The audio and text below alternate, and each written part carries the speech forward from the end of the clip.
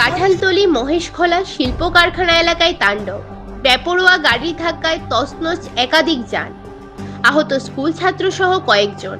আজ হঠাৎ করে আতঙ্ক ছড়ায় কাঁঠালতলী মহেশখোলা শিল্প কারখানা এলাকাতে। একটি বেপরোয়া গাড়ির লাগাম ছাড়া গতিতে একের পর এক ধাক্কা। ঘটনাস্থলে ভাঙচুর হয় বেশ কয়েকটি অটো, পুলিশের একটি জিপসি সহ একাধিক যানবাহন।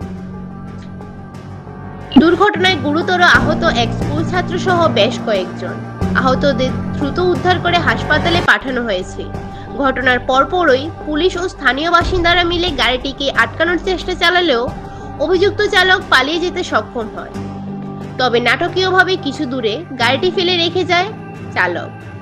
এখন এলাকা জুড়ে একের পর এক প্রশ্ন, হঠাৎ কেনই তাণ্ডব? গাড়িটির মালিক কে?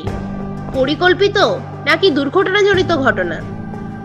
এ বিষয়ে আমতলী থানার পুলিশ এখনো পর্যন্ত আনুষ্ঠানিকভাবে মুখ খুলতে নারাজ।